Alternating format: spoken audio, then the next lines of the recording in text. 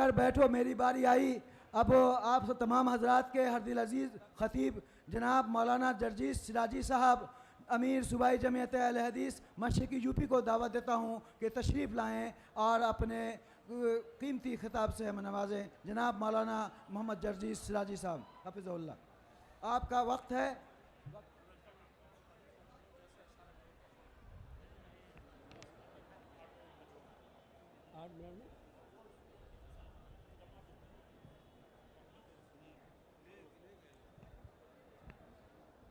السلام علیکم ورحمۃ اللہ وبرکاتہ۔ الحمد للہ وحدہ والصلاة والسلام علی من لا نبی بعدہ، اما بعد۔ اعوذ باللہ من الشیطان الرجیم، بسم اللہ الرحمن الرحیم۔ یا ایہا الناس ان خلقناکم من ذکر وانثی وجعلناکم شعوبا وقبائل لتعارفوا ان اکرمکم عند اللہ اتقاکم۔ اسٹیج پر بیٹھے ہوئے معقر علماء کرام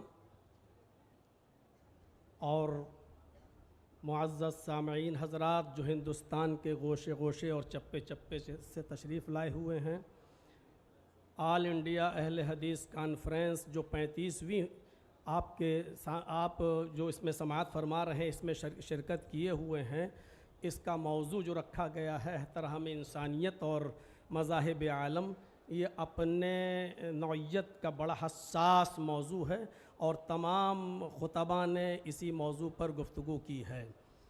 اللہ تبارک و تعالیٰ نے ساری انسانیت کو ایک کنبے سے، ایک قبیلے سے، خاندان سے جوڑا ہے۔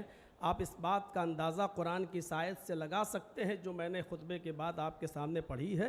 اس کے اندر اللہ تبارک و تعالیٰ نے ساری دنیا کے انسانوں کو آپس میں بھائی بھائی قرار دیا ہے۔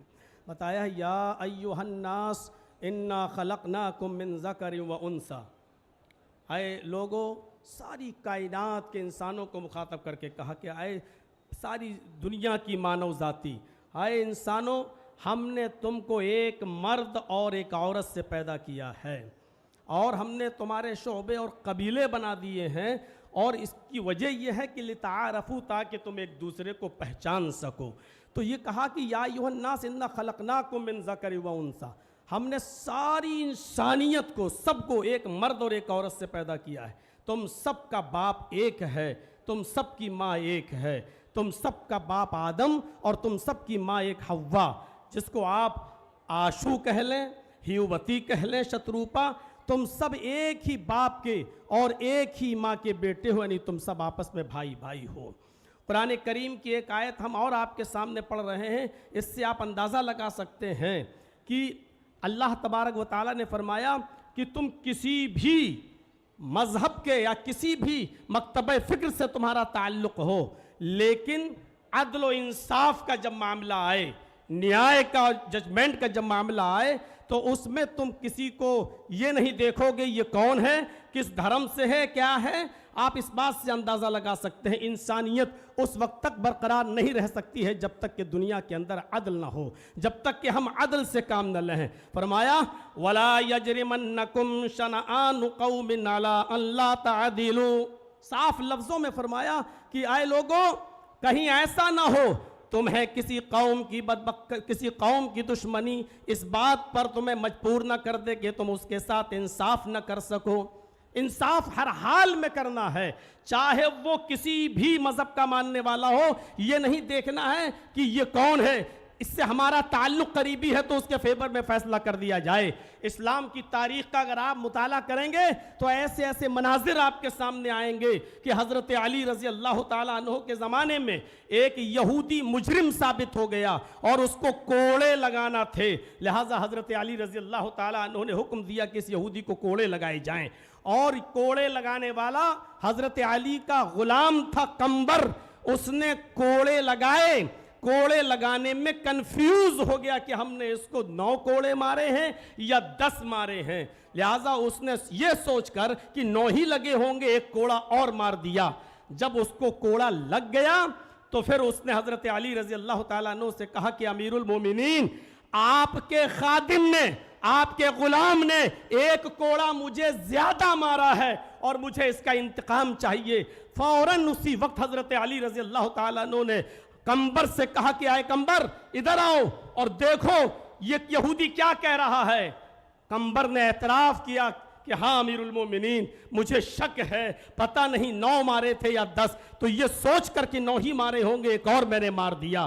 مجھے اعتراف ہے اس بات کا کہ ہو سکتا ہے کہ ایک کوڑا زیادہ لگ گیا ہو. حضرت علی نے فرمایا اب تم کھڑے ہو جاؤ, اور اس یہودی سے کہا کہ کوڑا لو اپنے ہاتھ میں, اور اس یہودی سے کہا کہ اب تم اپنا انتقام لے لو, بدلہ لے لو, اور ایک کوڑا اس یہودی نے مارا حضرت علی کے غلام. میں کہنا یہ چاہتا ہوں انسانیت اسی وقت محفوظ رہ سکتی ہے, اس کا تحفظ اسی وقت ہو سکتا ہے جب آپ عدل سے کام لیں گے, اور جہاں عدل و انصاف ختم ہوا وہاں انسانیت بھی مجروح ہوگی, انسانیت کا بھی خون ہوگا. اس لیے ہر حال میں اگر آپ یہ چاہتے ہیں کہ انسانیت مجروح نہ ہو, انسانیت محفوظ رہے, تو آپ کو عدل و انصاف قائم کرنا ہوگا, اور جتنا زیادہ عدل ہوگا دنیا میں اتنا ہی زیادہ امن ہوگا. آپ کو شاید یاد ہوگا حضرت علی رضی اللہ تعالیٰ عنہ نے بھی ایک یہودی کے خلاف مقدمہ دائر کر دیا تھا قاضی شریح کی عدالت میں کہ میری ایک زرہ ایک یہودی کے پاس ہے,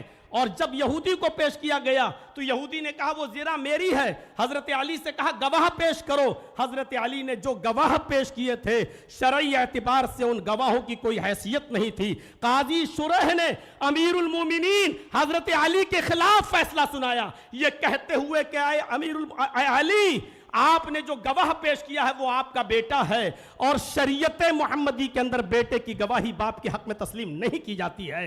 اے علی آپ نے دوسرا گواہ اپنا غلام پیش کیا ہے, غلام کی گواہی بھی مالک کے حق میں آقا کے حق میں قبول نہیں کی جاتی ہے, لہٰذا یہ زرہ کا مالک یہودی ہے. حضرت علی کے خلاف فیصلہ سنایا. یہ عدل, یہ انصاف ہمیں یہ بتلا رہا ہے کہ جب اس طریقے کا عدل تھا, جب اس طریقے کا انصاف تھا, تو انسانیت چین اور سکون کا سانس لیتی تھی. یقیناً آج عدل و انصاف ہمارے معاشرے سے ختم ہوتا چلا جا رہا ہے.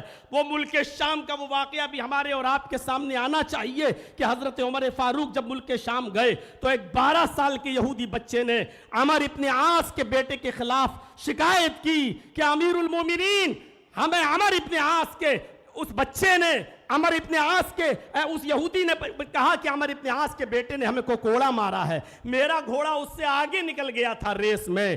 حضرت عمر فاروق نے یہ سنا تو فوراً غصے سے لال پیلے ہوئے حضرت عمر ابن عاص سے کہا کہ یہ کیا ہو رہا ہے. فوراً بلایا گیا, بیٹے نے عمر ابن عاص کے بیٹے نے اپنا جرم کا اقبال کیا اور اس یہودی بچے سے کہا کہ تو بھی اپنا انتقام لے لے. ہماری حکومت, ہماری خلافت, ہماری چودراہٹ سب کچھ ہونے کے باوجود خود عمر ابن عاص کے بیٹے کو اس یہودی بچے نے کوڑا لگایا. میں علامہ احسان الہی ظہیر کی ایک بار تقریر سن رہا تھا, انہوں نے تو اپنے خطاب کے اندر یہ بھی کہا کہ ایک کوڑا حضرت عمر فاروق نے اپنے خاتم سے کہا کہ عمر ابن عاص کو بھی لگاؤ. جب عمر ابن عاص کو کوڑا لگا تو انہوں نے پوچھا کہ مجھے کیوں کوڑا مارا جا رہا ہے, میرا کیا قصور ہے؟ تو فرمایا تمہارا قصور یہ ہے کہ تم نے اپنے بیٹے کو صحیح تربیت نہیں دی ہے. اگر تم نے اپنے بیٹے کو صحیح تربیت دی ہوتی تو تمہارا بیٹا ناجائز کسی یہودی بچے کو کوڑا نہیں مارتا. یہ تحفظ انسانیت کا میرے بھائیوں وہ دور تھا جب عدل تھا, جب انصاف تھا, تو اس طریقے سے ہمارے معاشرے اور سماج اور سوسائٹی کے اندر انسانیت کا تحفظ تھا. آج ذرا آپ اپنے علاقوں میں دیکھیں, اپنے ملک کی بات تو چھوڑ دیجئے, کسی ایک چھوٹی بستی کے اندر بھی آپ کو عدل کے یہ نمونے نہیں ملیں گے, عدل کی یہ چیزیں آپ کے سامنے نہیں آئیں گی. قرآن کریم تحفظ انسانیت کے سلسلے میں اتنی عظیم بات کہتا ہے. میں جانتا ہوں جن لوگوں نے دیگر ادیان کا مطالعہ کیا ہوگا ان کو اچھی طریقے سے معلوم ہوگا کہ اس طریقے کی کوئی بات دوسرے مذہب میں اس کا عشیر بھی نہیں ملے گا, 10واں حصہ بھی نہیں ملے گا. من قتل نفسا بغیر نفس او فساد فکأنما قتل الناس جميعا. جس نے کسی ایک انسان کو قتل کر دیا, نفس واحد کا قتل کیا, ہندو مسلم کی قید نہیں, کسی ایک انسان کو اگر قتل کر دیا تو قرآن کہتا ہے یہ ہمارے اسلام کے اصول اور ضابطوں میں شامل ہے. صاف طور پر اللہ تبارک و تعالیٰ نے فرمایا کہ اس قاتل کو یہ جان لینا چاہیے کہ وہ صرف نفس واحد کا قاتل نہیں ہے, وہ ایک انسان کا قاتل نہیں ہے. فَكَأَنَّمَا قَتَلَ النَّاسَ جَمِيعًا, وہ ساری انسانیت کا قاتل ہے. ذرا تصور کریں, اس سے اگر مسئلے نکالیں تو بہت کچھ نکالے جا سکتے ہیں. ایک انسان کا قتل پوری دنیا کی انسانیت کا قتل. یعنی اگر آپ نے کسی ایک انسان کو اس کی ماں کی گالی دے دی تو آپ اس اکیلے کو گالی نہیں دے رہے ہیں, پوری ساری کائنات کی انسانیت کی ماں کو آپ گالی دے رہے ہیں. اگر آپ نے کسی ایک انسان کو ستایا تو ساری کائنات کے انسانوں کو آپ ستا رہے ہیں. یہ ہے اسلام کا تحفظ انسانیت کا نظام. انسانیت کو اتنا زیادہ عروج دیا ہے اور اتنا زیادہ اہمیت دی ہے کہ ہر انسان کو سوچنا چاہیے. جب ماحول خراب ہوتے ہیں تو جنگیں بھی ہوتی ہیں. اگر آپ ہمارے ملک پر کوئی ٹیڑھی نظر ڈال کے دیکھیں تو کیا ہمارا ملک خاموش بیٹھا رہے گا؟ ہوتا ہے. اسلامی دور میں بھی جنگیں ہوئیں, لیکن تعجب کریں گے آپ. سوچئے اور سمجھنے کی کوشش کیجئے کہ اللہ کے نبی صلی اللہ علیہ وسلم کے زمانے میں بھی جنگیں ہوتی تھیں, لیکن آپ کو یہ معلوم ہونا چاہیے کہ ان جنگوں کے اندر بھی کتنی پابندی تھی کہ محمد رسول اللہ نے کہا اگر آپ کو لوگ مجبور ہی کر دیں اور لڑنے پر آپ آمادہ ہی ہوں, اس کے علاوہ کوئی چارہ نہ ہو تو تم جنگ کرو, لیکن یاد رکھنا اس جنگ کے اندر بھی تمہارے لیے اصول ہیں, اور اصول یہ ہے کہ تم کسی بوڑھے کے اوپر تلوار نہیں چلاؤ گے, تم کسی عورت کے اوپر تلوار نہیں چلاؤ گے, یہ تم کسی معصوم بچے کی گردن پر تلوار نہیں چلاؤ گے. یہ اصول اور یہ ضابطے بتائے ہیں. یہ نبی اکرم کا یہ فرمان پوری دنیا کی انسانیت کو سوچنا چاہیے کہ آج اسرائیل کس طریقے کی بمباری کر رہا ہے اور ناجائز طور پر فلسطین کے معصوم بچوں کو مار رہا ہے, قتل کر رہا ہے, عورتوں کو مار رہا ہے یا بیوہ کر رہا ہے. ساری دنیا کی انسانیت خاموش بیٹھی ہوئی ہے. وہ بچوں ہی کو ظلم و ستم کا نشانہ بنا رہا ہے, وہ وہاں کے لوگوں کو ناجائز طور پہ مار رہا ہے. میں کہنا یہ چاہتا ہوں کون غلط کون صحیح ایک الگ مسئلہ ہے, لیکن یہاں انسانیت مجروح ہو رہی ہے. محمد رسول اللہ صلی اللہ علیہ وسلم نے اس دور میں بھی یہی کہا تھا کہ کوئی بھی شخص جو ہے کسی بوڑھے کی گردن پہ تلوار نہ چلائے, کوئی بھی شخص کسی معصوم کی گردن پہ تلوار نہ چلائے, کوئی بھی شخص کسی عورت کو نہ مارے, کسی بوڑھے کو نہ مارے. یہ اصول اور یہ ضابطے متعین کیے تھے اسلام نے. میرے بھائیوں, نبی اکرم صلی اللہ علیہ وسلم کے زمانے میں بھی جنگیں ہوا کرتی تھیں, اور آپ غزوات و سرایا کی تعداد جوڑیں. علامہ ابن القیم الجوزی رحمت اللہ علیہ نے زاد المعاد میں لکھا ہے کہ نبی اکرم صلی اللہ علیہ وسلم کے زمانے میں آپ کے غزوات اور سرایا کی تعداد جوڑی جائے تو تقریباً 80 ہے. 54 تو وہ غزوات ہے جس میں نبی اکرم شامل ہوئے, اور 26 وہ جس میں آپ شریک نہیں ہو سکے. تو 80 غزوات و سرایا میں اگر دیکھا جائے تو جو لوگ مارے گئے ان کی تعداد تھی 1018.